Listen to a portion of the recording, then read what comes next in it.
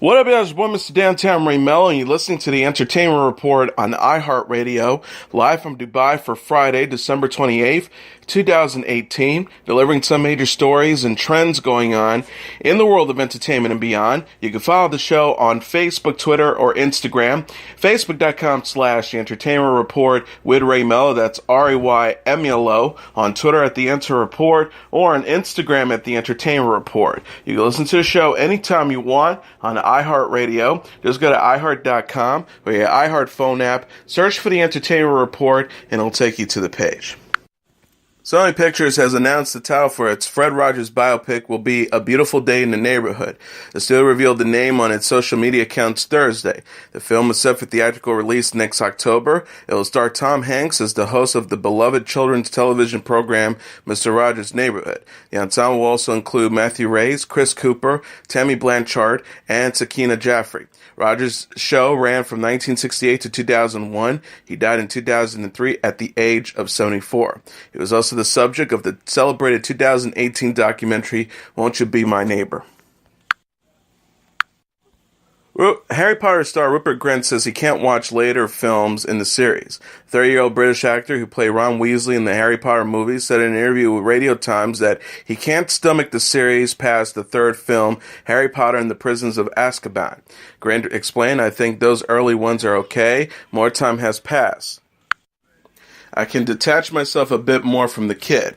He also says, "I did see Harry Potter and the Philosopher's Stone not long ago for the first time since the premiere, and I actually enjoyed looking back. But the more recent ones I definitely couldn't do." Grant was only 13 years old when the first Harry Potter movie opened in theaters. The series catapulted him and his co-stars, including Daniel Radcliffe and Emma Watson, to fame and earned $7.7 billion over 8 films. Grant says, "I struggle to remember life before it. I think I lost myself a little bit along the way. With the fame, you're almost being the character even when you're not in the character." He also says, "From the moment I got the part, my life completely changed. It was a weird time, and it's taken me a long while to process. Just being invisible can still be difficult." Grant is starring in the BBC One adaptation of the Agatha Christie novel, The ABC Murders, that concludes Friday. The actor plays Inspector Crome with John Malkovich as Detective Hercules Poirot. The ABC Murders will premiere February 1st on Amazon Prime in the U.S. Grant told Radio Times he loves the very dark script from the miniseries adaptation. Teen Spirit is giving a first glimpse of Elle Fanning as an inspiring pop singer.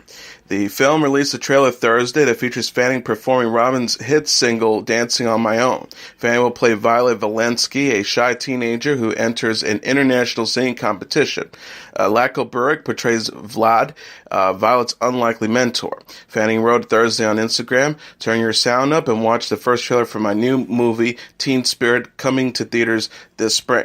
Teen Spirit marks Max Minghell's directorial debut. Minghella is an actor known for playing Divya Negrentra in the movie The Social Network and Nick Blaine on the Hulu series The Handmaid's Tale. La La Land producer Fred Berger and Brian Kavanaugh Jones produced the new film, which opens in theaters in April. The movie co-stars Rebecca Hall, Millie Brady, and Olivia Gray. Netflix has confirmed that its new Black Mirror standalone film, Black Mirror Bandersnatch, is an interactive experience where viewers will shape what is happening on screen. The streaming service highlighted the choose-your-own-adventure style of Bandersnatch on Twitter Friday alongside a new teaser for the special. Viewers will, while watching Bandersnatch, will be presented throughout the film with yes or no choices, which will change the course of the plot. Viewers make the choice by using a remote control, a mouse if Netflix is being accessed on the computer, or a video game controller if it's being accessed on the video game console. An instructional video on how to make the yes or no choices will be played before Bandersnatch starts. Viewers who stop the special and decide to start over from the beginning will have all their previous choices erased. Black Mirror Bandersnatch, released on Friday, takes place in the 1980s and follows a video game developer Stefan, played by Fionn Whitehead, who comes up with an idea to develop a game based on an adventure novel titled Bandersnatch. As Stefan starts to work on the game, he begins to lose touch with reality and has vivid dreams. The special is not part of a Black Mirror Season 5, which is expected to arrive on the streaming service in 2019. The anthology series was renewed for a 5th season in March. The 10th episode, 4th season of the police sitcom Angie Tribeca is set to air this weekend on TBS. Episodes 1 through 5 are scheduled to debut on the cable network Saturday, and episodes 6 through 10 will premiere on Sunday. The show stars Rashida Jones, Bobby Cannavale, Andre Vielmeulin, Jerry Burns, and Kiersey Clements. Making guest appearances this season are Katherine Hahn, Rose Byrne, Elsa Fisher, Angelica Houston, Carol Burnett, Carl Reiner, Harry Hamlin, Taryn Killian, Eliza Coupe, Dion Cole, Jimmy Tatro, and Dove Cameron. A press release from TBS joked, "This holiday binge experience is the latest innovative offering that TBS has provided to fans trying to avoid their families." They also added, in Season 4, it's been 20 years since the law wrongfully turned on Detective Angie Tribeca and tossed her in jail. Now Tribeca is out, reunited with her team, Lieutenant Atkins, Dr. Scholl's estranged son Angie Jr., and the young and brilliant Maria Charo fighting for the good guys. The show was created and executive produced by Steve and Nancy Carell. Dave Chappelle, Keith Urban, Patti LaBelle, and Jack Black have joined the lineup for the New Year's Eve live special on CNN. The stars of the Broadway musical The Band's Visit, Pretty Woman, Come Away, Wicked, and Tootsie are also set to perform on the broadcast. The show, which kicks off at 8 p.m. Eastern Standard Time, will be hosted by Anderson Cooper and Andy Cohen. Pop singer Gwen Stefani will sing via satellite from her concert residency in Las Vegas. Dwayne Johnson is giving fans a glimpse of the new NBC sports competition, the Titan Games. The 46-year-old actor and wrestler shared behind-the-scenes look Friday featuring some of the show's contestants. Johnson captioned the post on Twitter, "I'm pulling back the curtain to reveal an exclusive look inside our at NBC Titan Games. Thousands applied, but I chose only 64 to show what it takes to become a Titan." He says, "Here's the first episode of our new docuseries, #whatever it takes. Then join us for the 2-hour premiere on January 3rd on NBC. Whatever it takes introduced Ben Alfulla, a metal polisher, Cold Wadsworth III, a real estate developer, Nikki Neal, a fitness model, and other hopefuls." Johnson serves as Titan Games host. The preview reads, "Dwayne Johnson created the ultimate athletic competition to give everyday people the chance of a lifetime." The Titan Games begins with 64 contestants who take on various physical challenges throughout the season. The show culminates on a structure called Mount Olympus, with one male and one female hopeful named champions. Executive producer Arthur Smith told Men's Health this month, we really wanted everyday people. This is a platform for everyday people to become heroes. This is their payoff, their chance to show themselves." Emma Stone says she's still finding her voice as she begins her 30s. The Oscar-winning actress discussed her 30th birthday and her 14-month hiatus from acting in the February issue of British Vogue. Stone, who turned 30 years old on November 6, said the milestone initially made her feel gloomy before she embraced the bittersweet experience. She shared, "I got gloomy for about a week, but I realized the most interesting part about becoming an adult is most things become bittersweet. I'm still finding my voice." The La La Land star shared her life lessons thus far in the interview. Stone said, "It's okay if not everybody likes you, so that was a major lesson, not falling over for myself to win over the unwinnable." She also added, "Nobody knows what they're doing. We're all just a bunch of people trying to figure out how to get through the day." Stone was 28 when she won the Academy Award for Best Actress for La La Land in 2017 and was named Forbes' highest paid actress the same year. She took a step back from the limelight to recalibrate in 2018. The star says, "I haven't worked since last December. By the time I work again, it will have been 14 months. I didn't learn a language. I didn't learn to cook. I've been a little drifty." Stone returns in the new film, The Favourite, which opened in theaters in November. She told The Hollywood Reporter in September she's still learning her craft, such as challenging her anger into a role. The actress says, "Since Birdman, I have found joy and challenge in such a new way. All I ever want to do now is reach that breaking point because the other side of it is so incredible." Oscar-winning actor Forrest Whitaker has filed for divorce from Keisha Nash Whitaker, his wife of 22 years. People.com said The Last King of Scotland and Black Panther star cited irreconcilable differences as the reason for the split in legal papers he filed Thursday. TMZ said Whitaker requested the court in Los Angeles terminate spousal support. The former couple met on the set of 1994's film Blown Away and married in Jamaica 2 years later. Whitaker and his estranged wife, 46, have 2 daughters together, Sanette, 22, and True, 20. Earlier this week, Whitaker posted a holiday message on his Twitter account. He tweeted Tuesday, Christmas is a celebration of solidarity, a time of the year where we're all reminded that the bonds of our families, friends, fellow citizens, and beyond are based on sharing and bringing joy. Hashtag Merry Christmas to you all. He has now publicly commented on the breakup. Roseanne and The Conners actor Michael Fishman and his wife Jennifer Briner are filing for divorce this week after 19 years of marriage. TMZ said Fisher and Briner requested joint physical and legal custody of their 16-year-old daughter. They have another child who is legally an adult. Briner cited irreconcilable differences as the reason the marriage was ending, said UsMagazine.com. The actor told TMZ he and his estranged wife have been in the process of amicably splitting up since June 2017. Roseanne initially aired from 1988 to 1997. Fishman and the original cast returned for a revival this year, but the show was canceled after its star Roseanne Barr made racially charged remarks on Twitter. A spinoff called The Conners, and starring the entire Roseanne ensemble except for Barr, is now running on ABC. Pop star Ariana Grande has canceled her Saturday show in Las Vegas. Grande wrote on Instagram story posted on Friday, "Vegas, I'm currently working through some health issues and beyond sorry I won't be able to see you this weekend. I love you and so look forward to seeing you and making it up to you next year." Grande has been scheduled to perform at the Chelsea at the Cosmopolitan. The venue told E! News, due to unforeseeable health reasons, Ariana Grande has canceled her show at the Chelsea at the Cosmopolitan of Las Vegas on Saturday, December 29th. Guests are able to receive a full refund on tickets through their specific point of purchase. The singer's personal life has been in the media spotlight in recent months as she prepares for her Sweetener concert tour. Grande this week announced on social media that she had reconnected with her estranged dad, Edward Butera. She also broke up with comedian Pete Davidson in October, and her former beau, rapper Mac Miller, died in September of an accidental drug overdose. Kodak Black's Dying to Live is number 1 on the U.S. album charts. Coming in at number 2 on the Billboard 200 roster, Day at Saturday, is Meek Mill's Championships, followed by the soundtrack for the film A Star is Born at number 3, Michael Bublé's Christmas at number 4, and the soundtrack to the Spider-Man Into the Spider-Verse at number 5. Rounding up the top tier are Travis Scott's Astroworld at number 6, Pentatonic's Christmas is Here at number 7, the soundtrack to Bohemian Rhapsody at number 8, Drake's Scorpion number 9, and The Greatest Showman soundtrack at number 10. A spate of shocking celebrity deaths rocked the entertainment world in 2018. Before the year closed, the list of stars who died by suicide included TV personality Anthony Bourdain, handbag designer Kate Spade, DJ and producer Avicii, and actors Vern Troyer and Mark Salling.